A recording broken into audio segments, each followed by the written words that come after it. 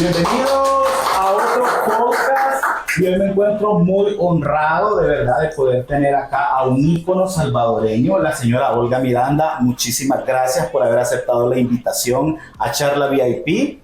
Es un gusto de verdad. Y bueno, de parte de Charla VIP le tenemos un vino que espero que lo disfrute cuando ya salga el podcast y lo vea. Y es un gusto, honestamente, de que pueda estar con nosotros por acá. Gracias, David, qué sorpresa. Gracias. No, y también gracias a los productos que usted nos ha traído.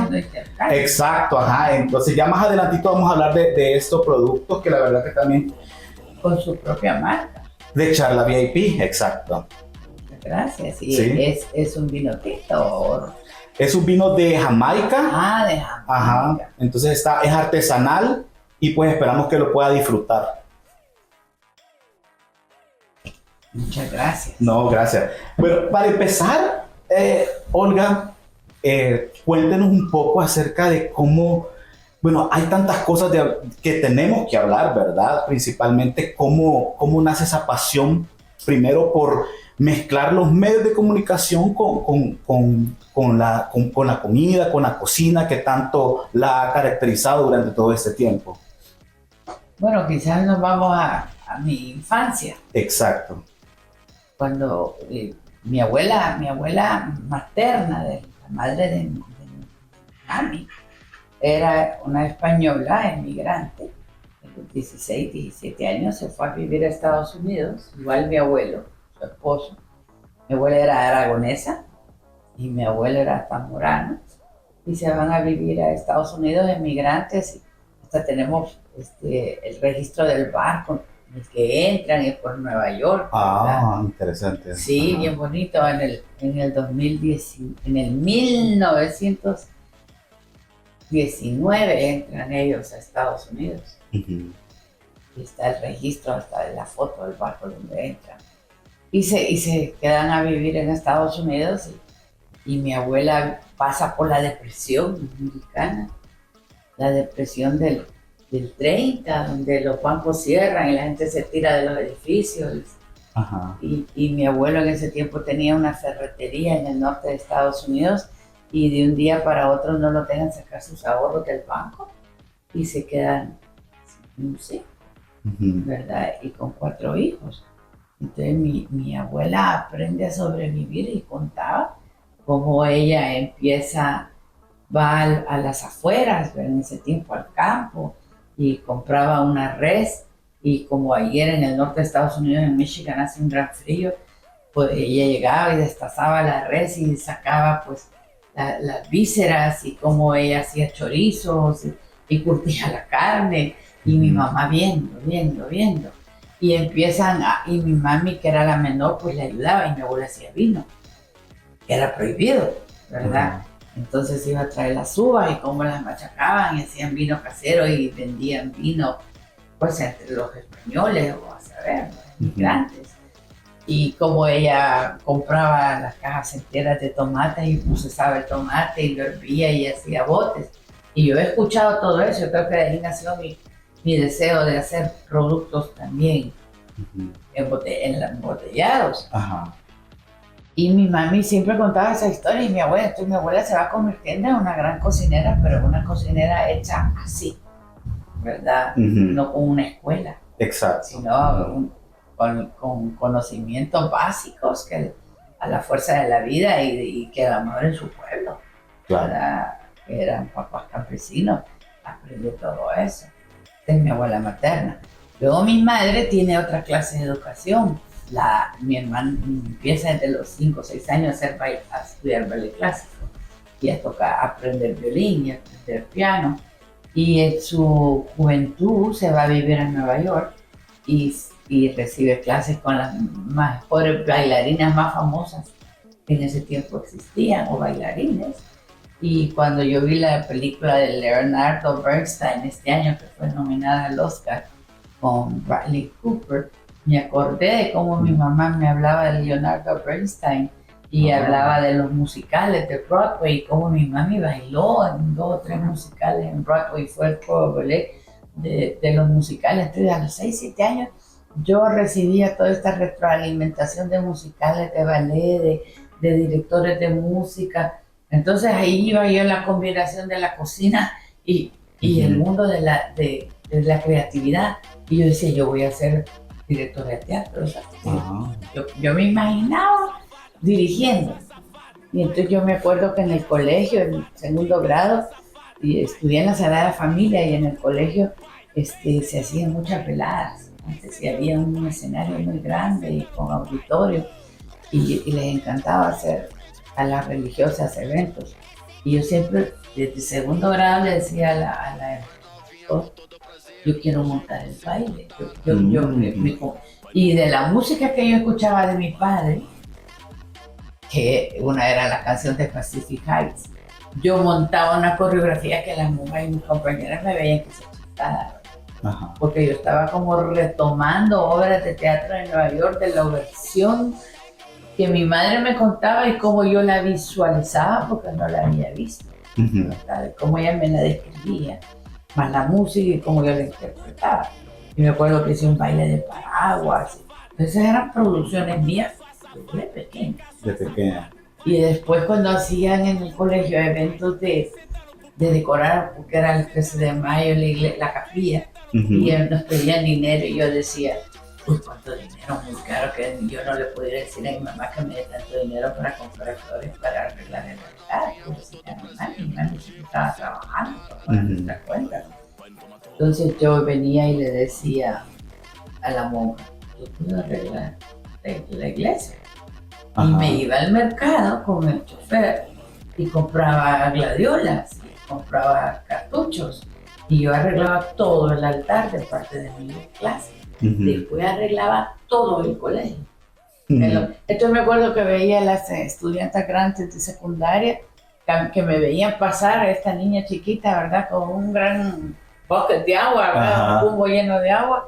Y era yo arreglando los floreros en la noche en el colegio, que me quedaba toda la noche arreglando. Y nadie sabía que yo era la que había montado toda la fiesta grande del colegio en todos los pasillos, y era mi decoración.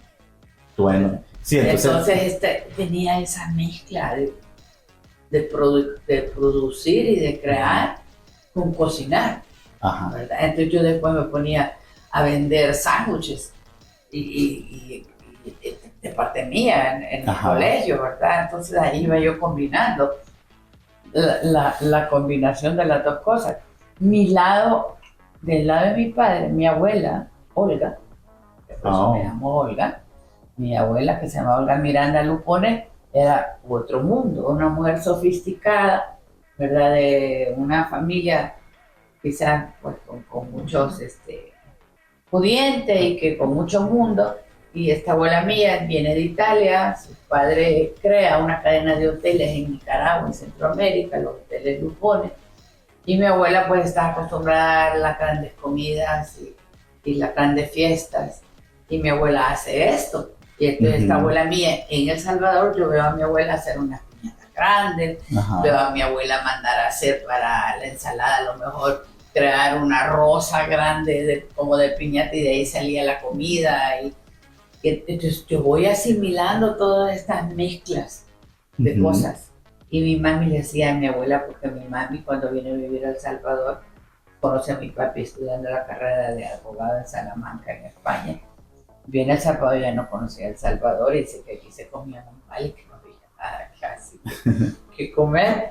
Pero mi madre, al andar viajando por el mundo en su profesión, porque ella fue del Poble, del Metropolitan de Nueva York, y después fue parte del elenco de Alicia Alonso, no Alcira Alonso, El Salvador, sino Alicia Alonso, la cubana, fundadora del Ballet de Cuba.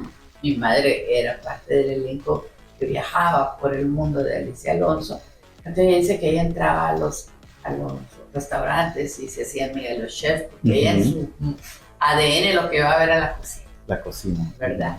Entonces ella siempre dice que estaba cocinando. Entonces ella conoce casa en España, toma cursos con un chef famoso y le encantaba la cocina y todo su mundo giró alrededor de la cocina. Y después viene a El Salvador y empieza a dar clase de cocina a sus amigas, a mis tías, y yo empiezo también a escuchar a mi mami cuando está dando clases de cocina. Y yo estoy ahí y después mi mami me pone a ayudarla.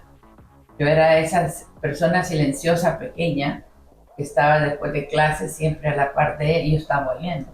Para hacer las masas genoveses lleva 12 huevos, lleva 2 tazas de harina salmida y unas 2 tazas de mantequilla. Y yo empiezo a oír lo que se vuelve mi profesión, en realidad. Porque un día me doy cuenta yo a los 11, 12 años, que mi mamá está de viaje, que mi mamá me hacía encargos a domicilio, además de clases. Y le encarga y yo le digo a la empleada que le ayuda a mi madre, usted se llama Victoria, reciban el pedido de la señora. Está en el colegio. Cuando regrese del colegio, yo voy a ir a comprarle los materiales, los voy a firmar en el Supra. Había un Selectos en Caló. Y yo me fui al Selectos y firmé. Me acuerdo que me fui caminando a pie en shorts y firmé la cuenta de los cargos. Y era una boda de una señora, Shonen. Y le dije a la señora, le hago los arreglos florales de la mesa, también del buffet. Yo no sé cómo ella se atrevió a aceptarme que le hiciera hasta los arreglos florales. Ahí me gané mi dinerito yo, ¿verdad? De los arreglos florales del buffet, de la mesa. Y le tenía a mi mamá dinero. Mi mamá se había ido a ver a sus padres y nos había dejado en la casa con la empleada. Y cuando ella regresó, yo le tenía a ella dinero. Esa sorpresa le había facturado. Pero me di cuenta que yo me podía las recetas. Cuando ella fundó la Hacienda de los Miranda y mi papá era embajador en el Canadá en ese momento. Ella se fue con él y ella abrió la hacienda y a los 2 meses se fue y se dejó solita. Y yo tenía 17, 18 años. Entonces yo empecé a hacerle a las empleadas de la cocina los recetarios de las bocas y todo. Pero a mí nunca me sentó mi mami y me dijo, esto lleva esto, apuntarlo en un libro. De oírla que ella me corregía y me decía, esa tal receta. Aprendí. Entonces yo siempre doy un consejo a la gente, que siempre aprovechen en sus casas a la abuela que sabe hacer algo o alguna receta, a la madre, al padre, que además de lo que están estudiando, a veces cuando se van a vivir afuera termina siendo esa su fuente de ingreso y no lo que han estudiado. Así es. Igual dicen de que pues en la casa es la mejor escuela, ¿verdad? Donde uno aprende todo y pues en su caso fue ese, ¿verdad? Que... Bueno, ya después me fui a España a estudiar, ¿verdad? Gastronomía a Madrid. Y me sirvió mucho porque ya entonces me abrió a los términos culinarios, ¿verdad? Exacto. Pero las fórmulas las aprendí con mi madre, que era la mejor chef del Salvador. Las aprendí con ella. Después se me abrió el mundo de otra forma. Y cuando le ofrecen el proyecto en televisión de cocina, que toda la gente, honestamente toda la gente miraba eso, miraba el contenido, miraba el programa, porque pues servía de inspirarse, ¿verdad? En lo que usted hacía. ¿Cómo fue ese proceso? Eso fue una casualidad quizás, porque yo estaba viviendo en Madrid, estudiando en Madrid y vine a pasar unas navidades con el deseo de no regresar, ¿verdad? Porque la verdad que siempre me sentí que yo quería vivir en Europa, y cuando llegué a Europa y tuve la oportunidad quería vivir en El Salvador. Me hacía falta el sol, las palmeras, el calor, la familia, ¿verdad? Sí. Y sentí que ya el mundo ya lo había conocido, así como yo lo quería conocer, y que yo ya me había dado esa seguridad, esos conocimientos. Entonces vine a pasar unas navidades, pero con la maleta con todo, no dejé nada ya. O sea que yo cuando me autoanalizo, yo no pensaba regresar. Pero empecé a dar unas clases de cocina en la Hacienda de los Miranda a unas vecinas y unas amigas. Y de casualidad entonces le di a la clases de cocina a la esposa de uno de los gerentes, del señor Calvo, clases de cocina, y ellos habían tenido en el canal por años diferentes señoras, y creo que habían tenido doña Vilma Escobar, que es la más famosa, y otras personas muy conocidas. Y habían en ese momento, estaban pues rehabilitando otra vez el tema de la cocina. Entonces me llamaron, que si me interesaba a mí el programa, y siempre cuento en la negociación del programa porque fue bien divertida. Me llamó, yo ni siquiera veía televisión mucho, ¿verdad? Eso, ni tenía ni idea cómo se manejaba una producción de cocina, nada, pero me llamaron y entonces cuando me ofrecieron el programa de cocina, miren, pues sería 20 minutos de cocina, 15 a 20 minutos, y te pondríamos otra persona a la par, ¿para qué? Esa persona sería como la que te está preguntando, ¿y ahora qué estás haciendo? ¿Y por qué? No, le dije, eso no me parece. Ajá. Eso me parece que esa persona no va a saber lo que yo estoy haciendo y me va a hacer preguntas tontas. Y me va a desperdiciar el tiempo que yo puedo aportar al tiempo de la televisión. Entonces como que lo desubiqué un poquito, les ahorré la otra persona al verme a mí la seguridad. Entonces después le dije yo, yo necesito una asistente, pero una asistente para lavar las cosas, limpiar. Aquí no tenemos asistente, pero yo sí voy a necesitar, porque es una producción de todos los días. Entonces después le dije, ¿cuánto me van a pagar? Pero si te vamos a hacer famosa. Y ¿cuánto me van a pagar? Le dije, eso depende. Entonces cuando me dijeron, era una cosa bien ridícula en Colonia, pero ridícula. Entonces le dije, no, le dije, eso no puede ser. Pero si hay una cola de gente que quiere este puesto, pero no lo van a hacer como yo lo hago. Entonces negociamos un sueldo que en ese momento era quizás el segundo sueldo después de Willy Maldonado mejor pagado en ese momento en la televisión, sin haber puesto un pie ante cámaras. Todavía, ¿verdad? Entonces tuve mi asistente, entonces como a los 3 meses volví a reunirme con el gerente y mira, yo quiero ser la productora. El productor, le digo, no, le digo yo, hace todos los programas de televisión y tienen un mismo disco aquí en el canal para todas las canciones, un mismo set, una misma silla, 2 plantas plásticas.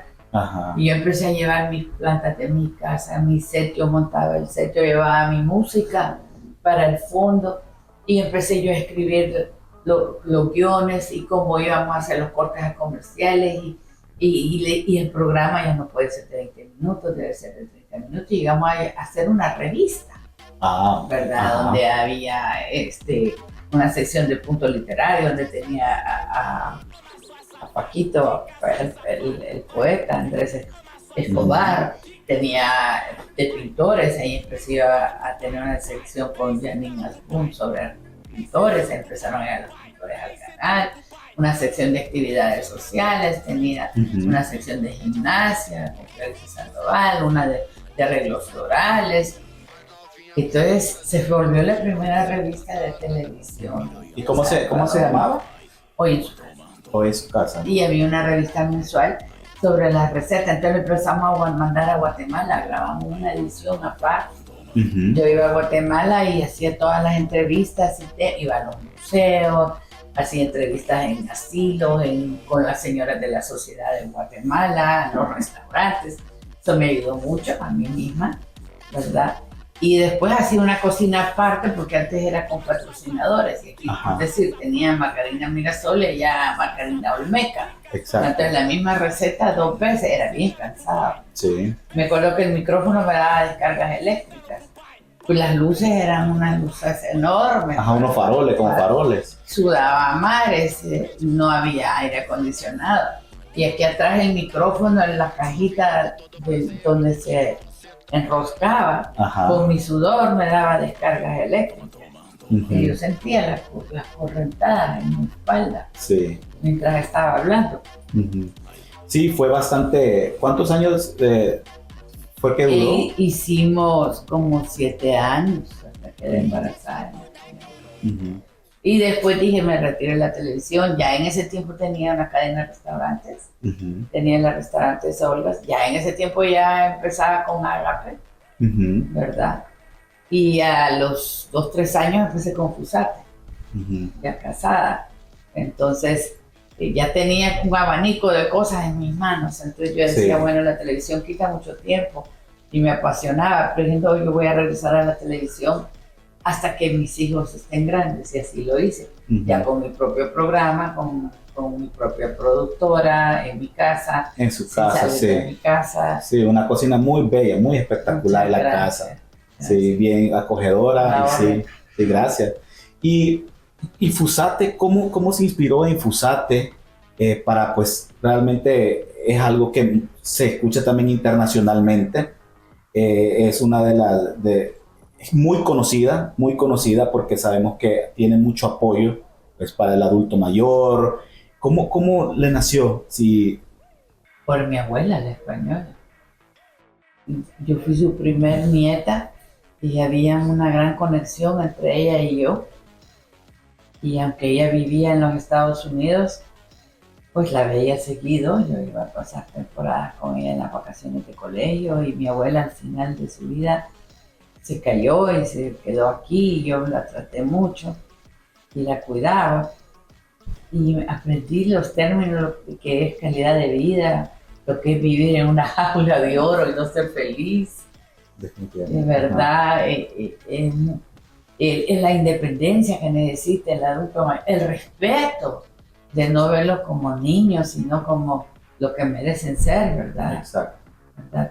Todo el respeto que merecen de todo el patrimonio que nos han dado, de lo que somos gracias a ellos. Uh-huh. Y si llegan a perder ciertas facultades, como debemos de homenajearlos y de tratarlos bien para Uh-huh. que tengan un mejor estilo de vida.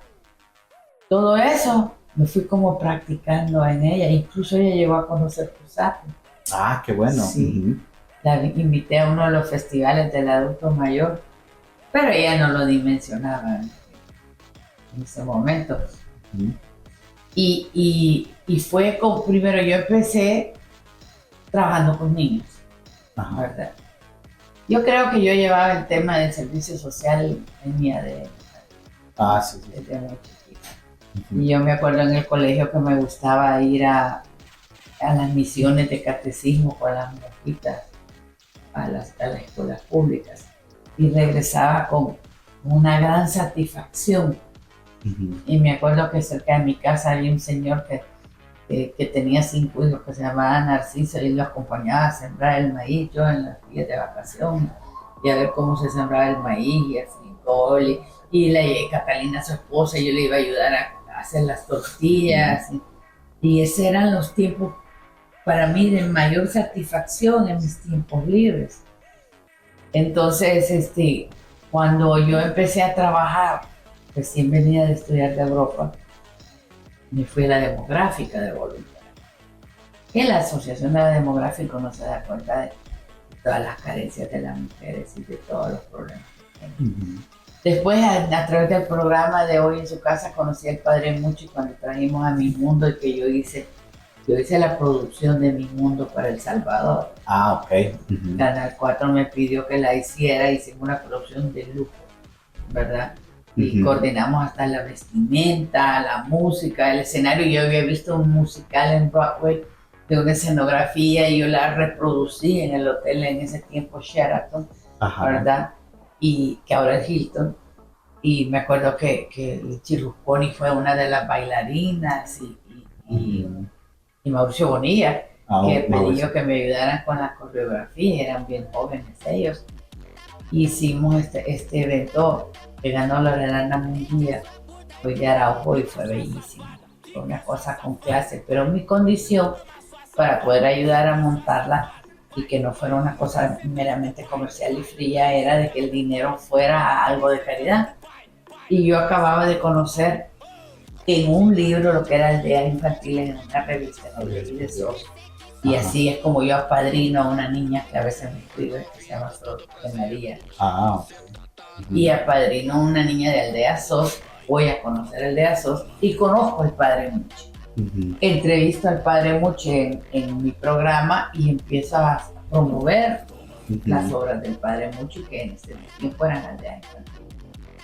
Y entonces pido dinero para el Padre Muchi en ese evento, para el Comité de Soldados y para el Hogar de Parálisis Cerebral, porque la señora doña Geraldina Callejas era muy amiga de mi madre.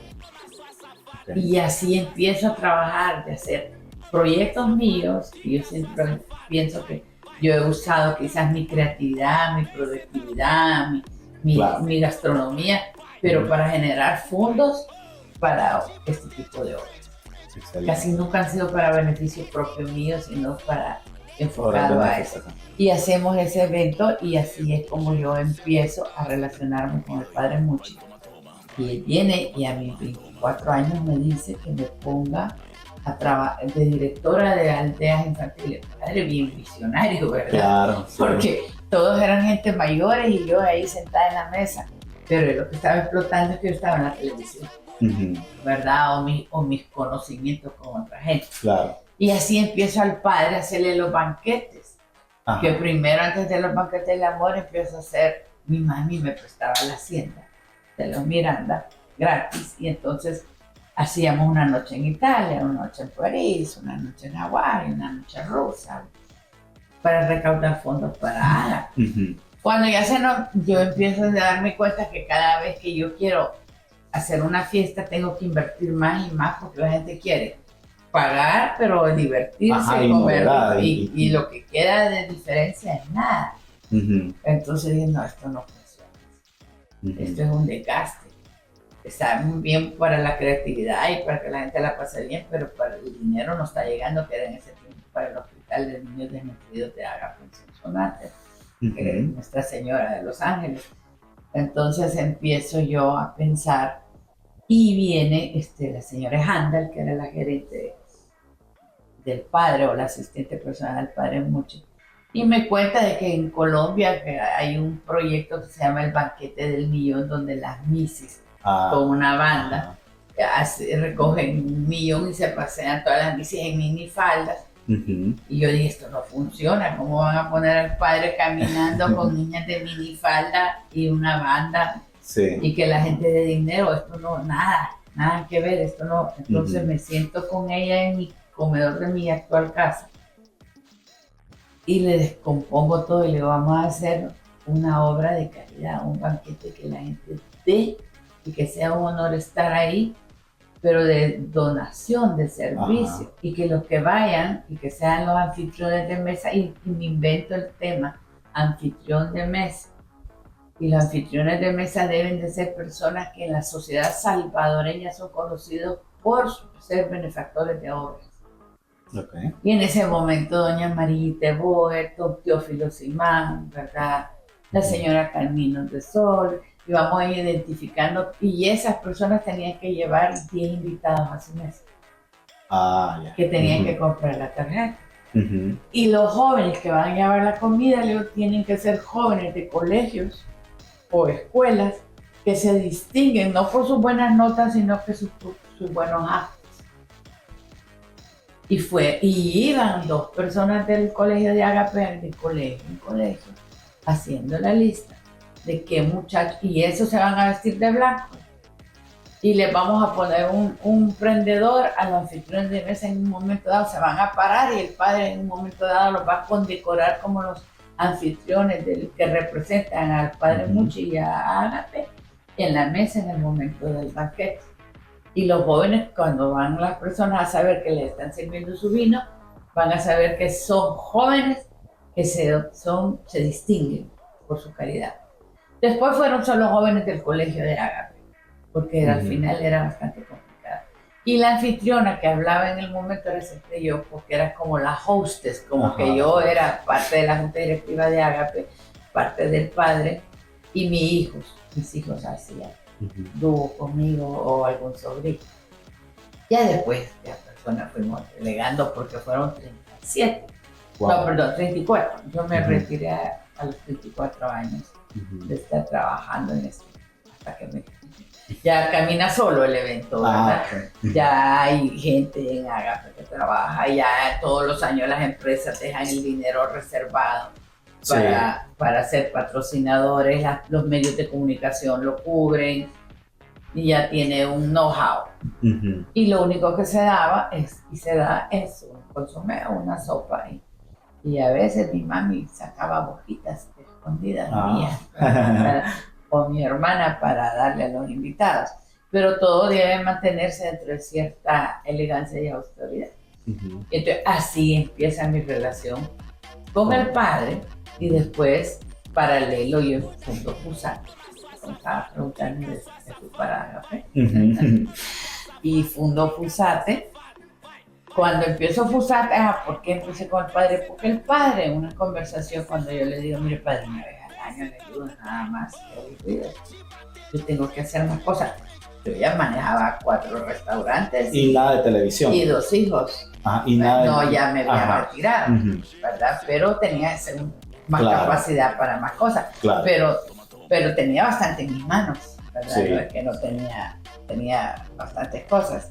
Y siempre mis hijos anduvieron conmigo desde chiquitos y fui mamá de grado, o sea, nunca me desligué. Yo siempre dije, mis hijos van a la par mía y me aceptan con hijos, y si no me aceptan con hijos no hago nada, ¿verdad? Esa era mi condición. Esa era la condición que yo ponía en Fusate también. Ok. Entonces, mi padre, una vez al año en el banquete, o en ese tiempo la fiesta hawaiana, yo me aburro. Entonces él me dijo, pero hay un montón de gente indigente en la calle, que se pudiera hacer algo por ellos. Entonces yo me acuerdo que venía manejando feliz, gracias a voy y me voy a la Rondarillo y descubro este mundo que todavía existe, ¿verdad? Ajá. De los dormitorios públicos. Que en realidad quien los usan son las personas mayores, ¿verdad? Estas personas mayores que viven ahí y que hasta dejan su tanatito con sus cosas. Ya su espacio reservado. Reservado. Entonces está el tutunichapa que después se derrumba y se cae. Y después nos dan una casa que después pasa a la alcaldía de San Salvador. Y entonces así es como empezamos el proyecto. Pero vengo yo y escribo, cuando la señora Margarita Cristiani gana las elecciones de su esposo, yo me acerco a ella en una reunión y le digo, mira, le digo yo es cierto que trabajo para aldeas infantiles y para Ágape, pero hay un rubro que yo no oigo mencionar en los planes de gobierno de nadie, que es el tema de, no digo adultos mayores porque voy a ser mentirosa, no lo usábamos. Usábamos en el país el término anciano. Entonces, que en realidad anciano solo es un rubro. Entonces, nadie habla de ancianos. Entonces ella me dijo, bueno, entonces, hazlo tú. Como era de pocas palabras. Y yo le dije, yo no sé nada de eso. Pero si tú me estás diciendo, ¿quién más? Entonces, yo me hago amiga de un señor de la Organización Mundial de la Salud que fue quien me abrió el mundo. Entonces me empezó a dar folletos, información, y me dijo, venga a un congreso, y fuimos con una amiga, que se acercó conmigo al tema, y después se acercó otra amiga más, y empecé a averiguar, y leí un folleto que en Chile había una fundación que y yo Fusate lo creo en base a esa fundación que después me voy a descubrir con los años, que era un plan piloto en la Universidad Católica de Santiago de Chile, pequeñísima, pero gracias a Dios ese folleto cae en mis manos porque claro. Yo siempre empiezo en macro, igual que mi programa. Yo cuando regresé y hice Olga y mi programa con un castellano que se pueda interpretar, no salvadoreño, yo no voy a decir guacal, ni voy a usar términos que cualquier persona centroamericana me entienda. Claro, un estándar internacional. Más internacional, con proyección de exportarlo, claro. Y así fue. Entonces igual Fusate, dije, no va a ser un lugar nada más, va a ser todo el país. Entonces, vi que había la Cora Central, Occidente, Oriente, ¿verdad? Y lo desarrollé así. Lo bueno en El Salvador es que son 21.000 kilómetros cuadrados y que El Salvador se puede recorrer bien fácil. Claro. Eso en parte nos ayudó mucho aquí en El Salvador. Y lo bueno de que el salvadoreño, claro, se puede hacer mucho con y así nace. No, qué bueno, qué bien. Y bueno, y hasta hoy pues es algo que El Salvador lo necesita y pues se ha escuchado internacionalmente y de verdad felicidades y gracias, de verdad, porque muchas personas, muchos adultos mayores pues lo necesitan, tanto como los niños, y es algo que definitivamente es algo que yo sé que Dios se lo va a recompensar un montón, de verdad. Y volviendo, ¿cómo fue que volvió a decidir hacer su programa, como usted decía, en su casa, y llamarlo ya Olga, y hacerlo a su nivel, pues, ¿verdad? A un nivel internacional, como mencionaba, que quería no hacer lo típico, ¿verdad? Sino que hacer platos ya más conocidos. ¿Y cómo fue que quiso volver? Pues porque ya pasaba ocupada, pues ya con familia. Siempre con... me llamó la atención la tradición de me gusta el calorcito, esta luz. Me gusta la cámara. Lo único que sí he añorado quizás es la comunicación directa con el público. Tuve la oportunidad un par de veces de hacer programas en vivo grabados en la Hacienda de los Miranda para después, por ejemplo, hice un especial o dos del Día de la Madre y invitamos a la gente que me escribía y me encantó eso de vivencia del programa con gente ahí. Ese contacto lo humaniza más el programa. Pero siempre es más difícil coordinar, ¿verdad? Hasta los aplausos, coordinarlos, sí. ¿verdad? Tenerlos en vivo. Pero cuando yo siempre voy a regresar, pero el tema de usar los nombres propios viene quizás desde mi madre, Hacienda de los Miranda, ¿verdad? Ajá. Después cuando yo creo mi primer restaurante se llamaba Olgas. Ajá. Y estaba usando mi nombre. Y claro, en la televisión, en los canales de televisión no dejan que uno sea protagónico. Tiene su propio... un nombre general por cualquier cosa. Sí, claro. Que llegara a pasar. Entonces, está bien, ¿verdad? Pero como yo pude hacer mi propia producción en mi casa, mis cámaras, y fui quizás ancla de Ágape, cuando el Padre Mucho consigue por fin en televisión educativa el canal, y el canal debe de ser educativo, y mi programa era un programa educativo, porque era de home living para la familia, ¿verdad? Entonces la combinación religiosa, por un lado, mezclada con producciones como la mía, ¿verdad? Y el Padre me dijo, yo te necesito, pero el Padre quería que yo hiciera un programa solo de entrevistas. Y yo le dije, no, yo voy a hacer lo mío, yo voy a hacer una revista. Y entonces ahí también el programa. En eso ganó un premio a través de la UCA, creo que fue. Y ganó, me encanta ese premio. Yo he recibido en mi vida reconocimientos diferentes, pero ese reconocimiento que es a la creatividad y es un foco, ¿verdad? Y me lo dieron por la creación de Olgas. Mi programa de home living. Entonces dice el Padre, cuando nos dan el premio, dice, es que Olga debería de hacer más cosas. Le dicen más cosas al Padre en esa noche. Olga debería de crear más cosas. Entonces yo llego y digo, pues voy a hacer Olga Plus. Lo que Olga no puede hacer en el día. Entonces Olga Plus me encantó. Sí. No tenía que cocinar, sino que empecé a hacer recorridos de casas, de edificios, de construcción. Yo decoración. Documenté el centro histórico. Tengo todo el centro histórico documentado, desde el comienzo de la calle Arce hasta el final, hasta, ¿verdad? La calle de la Misericordia, el Calvario, todas las iglesias, la Casa de la Moneda, todo documentado y con historiadores. Lindísimo, sí. Hacíamos las casas, nunca decíamos de quién era la casa, la hacía con arquitectos e ingenieros las casas, y hablábamos de los puntos focales, de las decoraciones, de cómo se destacaban, dimensiones, techos, y empiezo a hablar de decoración, temas que a mí me gustan, y que los llevo también en mi ADN, porque también de mi mami heredó eso. Mi mami era una arquitecta frustrada. Entonces yo me gusta hablar de colores, de balances, de muebles, de cambios, de cómo se puede cambiar un ambiente sin necesidad de gastar mucho, de reconvertir muebles, etc. Entonces empiezo a hacer eso y creo la sección de la hora del café, a donde invitamos a escritores. Aquí hay una proliferación bastante grande de gente que escribe libros, y hoy se hace teatro y hay tantas cosas. Entonces es tan agradable sentarse como lo estás haciendo tú ahorita conmigo, y es una retroalimentación gratuita, ¿verdad? Invitar a alguien y empezar a escuchar. Y yo tuve, por ejemplo, estos personajes como Torcuato Luca de Tena, de invitado mío, el escritor famoso español que ya falleció, ¿verdad? Sentado a hablar sobre su libro, pasaba por el país.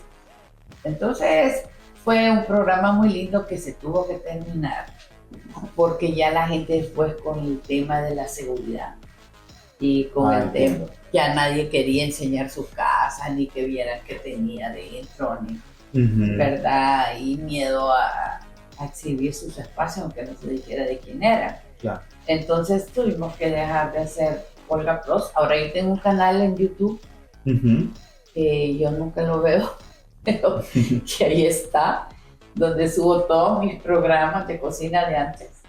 Y también se sube un poco de Olga Plus y ahorita están volviendo a subir más material, todos los meses suben como 10, 15 programas, pero la verdad que tengo muchísimo material. Claro, sí. Claro que está muy largos, ya no son esos programas, son programas de media hora, 40 minutos. Sí. Pero tienen una música muy linda y cosas. No, claro, información muy interesante. Y hablando, Olga, acerca de estos productos que pues sabemos que también forman parte de su vida, porque me imagino que le ha puesto mucho esmero, corazón. Cuéntenos un poco acerca de esto. Cuando yo era pequeña, que ya no existe esta señora ni este proyecto, había una señora que hizo unas guaras, como las guaras de taca, en tela. Yo no sé si ustedes las vieron, esas guaras. Sí. Y las empezó a hacer y de repente las empezaron a exportar. Y yo decía, no. Que en los aeropuertos las tenían también vendiendo. Y yo decía, yo cuando sea grande, yo tengo que hacer algo que yo voy a exportar. Algo tengo que hacer. Y me acuerdo de que siempre cuando iba al mar, camino a la carretera en Sonsonate, en Los Cobanos, yo veía este arresto de mangos en el suelo todo el camino. Caídos. Después los jocotes, después los marañones. No puede ser tanta fruta desperdiciada. Entonces yo siempre en el laboratorio mío estoy experimentando, entonces empecé a hacer bebidas con cáscara de jocote, ¿verdad? Y después, entonces, una vez llegaron a mi programa, a la sección de la hora del café, unas personas de USA Export a convocar a un concurso de productos étnicos exportables que se pudieran exportar. Y yo, mientras yo estoy escuchando lo que están invitando, estaba a 7 días del concurso, cuando termina la entrevista, le digo, participa. Puesto. Cuando se fueron ellos y me senté en mi escritorio, yo tenía hasta dolor de cabeza, sentía que me iba a explotar la cabeza de las 1000 ideas que yo quería hacer para concursar. Pero entonces yo dije, tiene que ser algo que no se arruine rápido, la rosa de Jamaica, que se conozca en otros países. La rosa de Jamaica en ese tiempo no se usaba para nada. Tiene que ser algo que no sea perecedero. Y entonces me inventé la vinagreta de rosa de Jamaica y inventé a la par una vina de Arrayán. Dije, no puede ser una sola, tiene que ser un producto que después nacen todos los otros hermanos, pero en ese concurso van 2. Después dije, tengo que hacer una bebida. Y entonces hago una bebida con Arrayán y aguardiente. Y después me la han copiado. ¿Verdad? Aquí en El Salvador y de tan autoría de otras personas, pero es mía. Después creé en ese momento, dije, una palabra internacional que cuando uno lea un menú sepa que es pesto. Cuando uno viaja, uno sabe que pesto en italiano quiere decir pasta. Entonces dije, voy a hacer una pasta, pero de loroco, porque como las reglas eran solo productos étnicos, pero quién sabe qué es loroco en otro país, más que los hondureños, los salvadoreños y los guatemaltecos. Entonces tengo que decir pesto de loroco. Entonces empecé a decir en inglés wild orchid, orquídea salvaje, y la gente volteaba a ver cuando decía un wild orchid. Entonces hice tamales de elote rellenos de dulce, hice camote. Con todo lo que concursé quedé con 17 productos en el concurso ese local salvadoreño. Pero deberían de quedar solo 9 y diferentes. Entonces me dijeron, miren, la vamos a dejar con 2 y otras personas van a usar su producto, pero es suyo. no me pareció correcto, Claro. pero lo hicieron. Pero después fuimos a Whole Foods con los productos ganadores y de todos ellos solo quedamos una persona más y yo con mis productos y entonces los exportamos a Whole Foods. Pero exportar a Whole Foods es el súper más caro de Estados Unidos. Claro. Tiene que tener una capacidad de exportación. Y ahí también yo creo que los salvadoreños no deben de pensar solo en exportar y que su meta sea exportar sin conocer las debilidades y las bondades de exportar. Porque nos pueden capacitar para exportar, pero no nos dan el dinero para hacerlo. Claro. Ni nos dicen todas las cosas escondidas de lo que le puede pasar a un exportador si no es grande. Y grandes capitales se han acabado por estar exportando. Yo creo que deben de pensar en hacer un buen producto para venderlo en el mercado local, ¿verdad? Claro. Y si después se convierte en un producto si es nostálgico y se puede exportar nostálgicamente, es diferente, Claro. ¿verdad? Pero tiene un montón de costo escondido que es bien peligroso. La verdad es que ahora lo tengo en todos los selectos, pero es lástima que los selectos lo tienen nada más en la sección gourmet y no todo, aunque cada vez que crece selecto más secciones gourmet hay, pero mis productos son 100% naturales, cero químicos. ¿Verdad? Y mi loroco, quizás soy la única persona que ha logrado dominar el loroco dejándolo natural. También me lo ha querido copiar y no han logrado la calidad del producto. Y me he ganado como 3 premios hasta en el Japón con el peste loroco. Qué bueno. Y volviendo ya con las redes sociales, que sabemos que pues ahora creo que quién no tiene un teléfono inteligente, quién no se da cuenta de cosas que pasan, ¿cómo ha mezclado todo su conocimiento, los negocios con las redes sociales? Porque sabemos que ahora pues sin las redes sociales creo que es difícil que uno se dé a conocer. Sí, sin redes sociales creo que después de pandemia casi la televisión se acabó, ¿verdad? Sí. A no ser que sean los canales tipo Netflix, ¿verdad? Ah, claro. ¿verdad? Claro. Pero incluso la televisión local está bien limitada. Hay gente que porque tiene el hábito de algunas cosas, pero a través de los teléfonos inteligentes la gente está más informada. Claro. Y hay otra forma de buscar la noticia y otra forma hay que dar ese paso, hay que hacer esa trascendencia, ¿verdad? Y por ejemplo TikTok me hace gracia porque me decía mi asistente o en mi equipo, tiene que usar TikTok, yo no, TikTok no me gusta. Exacto. Y ya estoy en TikTok, ¿verdad? Bueno. Y ya me gusta TikTok, ¿verdad? Exacto. Y al principio era, mi página web era al principio. Exacto. Mi página web llegué a tener 9 millones de seguidores. Claro que después la página se cayó.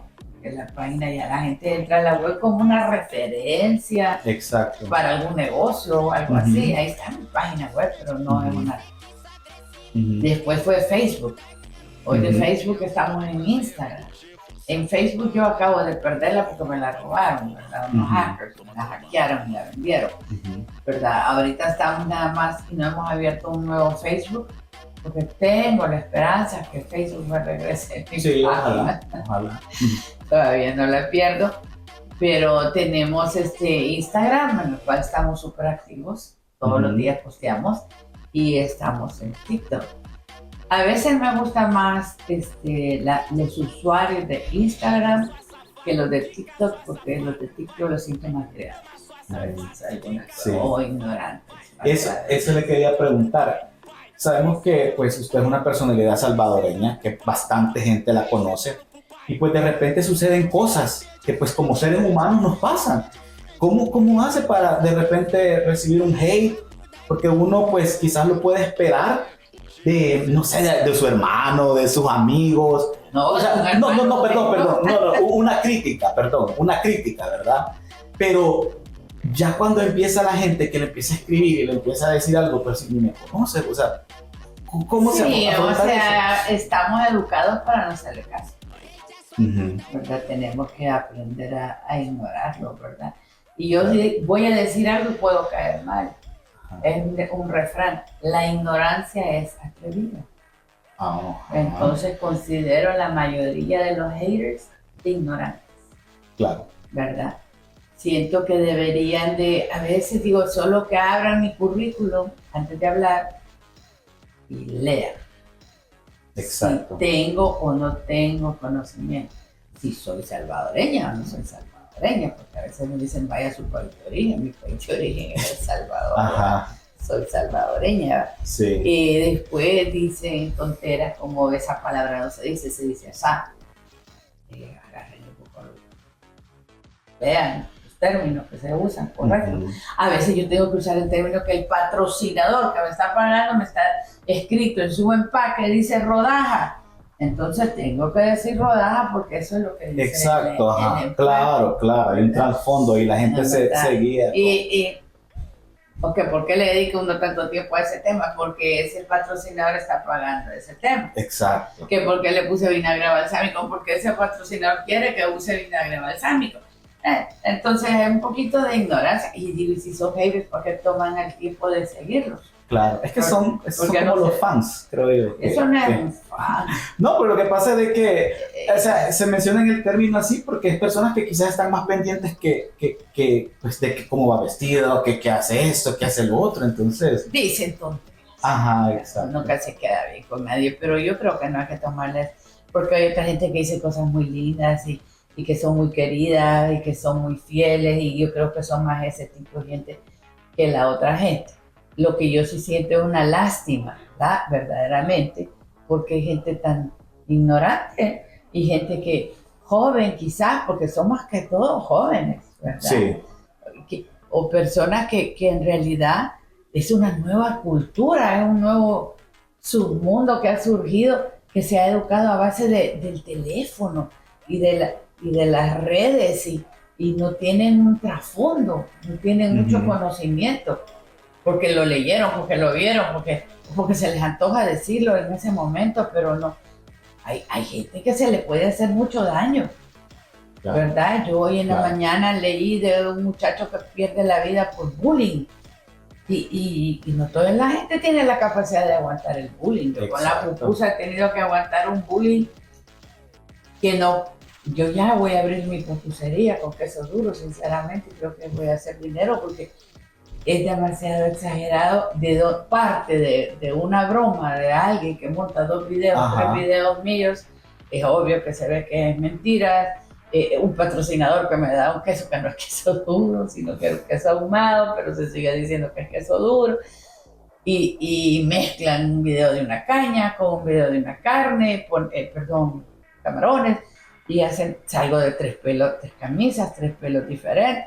Hago un video explicándolo, reto el de Soya City, y todavía sigo escuchando después de tantos años. Ya casi abro la pupusería. Bueno, es que...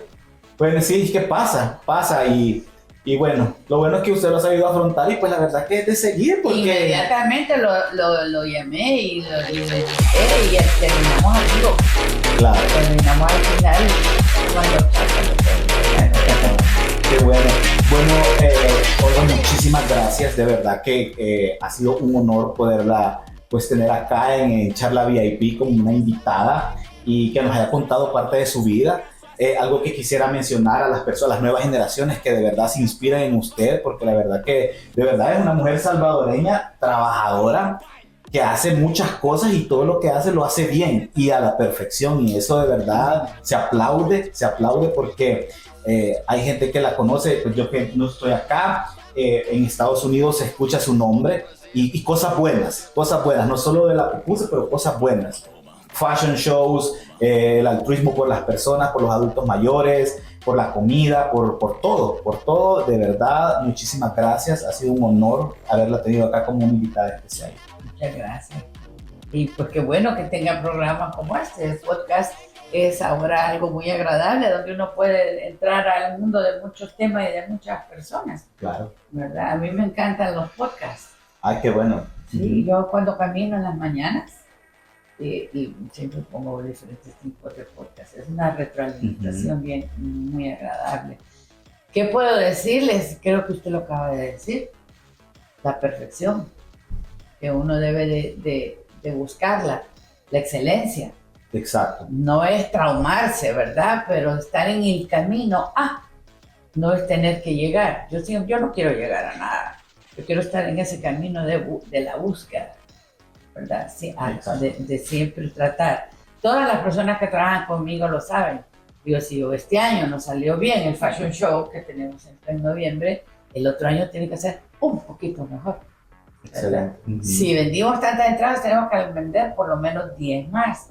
Sí, ¿verdad? Todo. Y toda la gente que trabaja alrededor mío en Fusate y en todos lados saben eso. Que nos ponemos metas y me las pongo yo misma, siempre. No me quedo ahí, me salió bien y ya estuvo, voy a replicar lo mismo. Sí. Siempre me exijo. Claro. Y soy una persona que desde que me levanto me estoy retando todos los días, yo misma me estoy retando. Excelente. Sí, claro.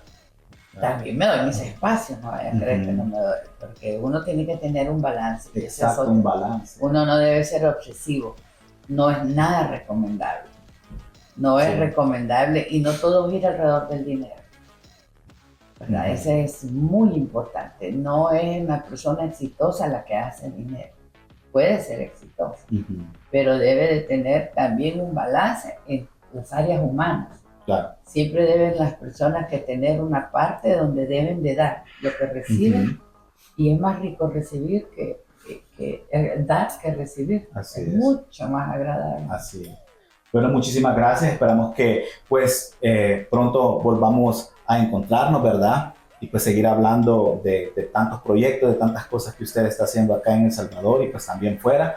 Y bueno, esto ha sido todo por hoy. Muchísimas gracias por haber estado con nosotros en Charla VIP. Hoy nos acompañó la señora Olga Miranda. Y bueno, será hasta el próximo podcast.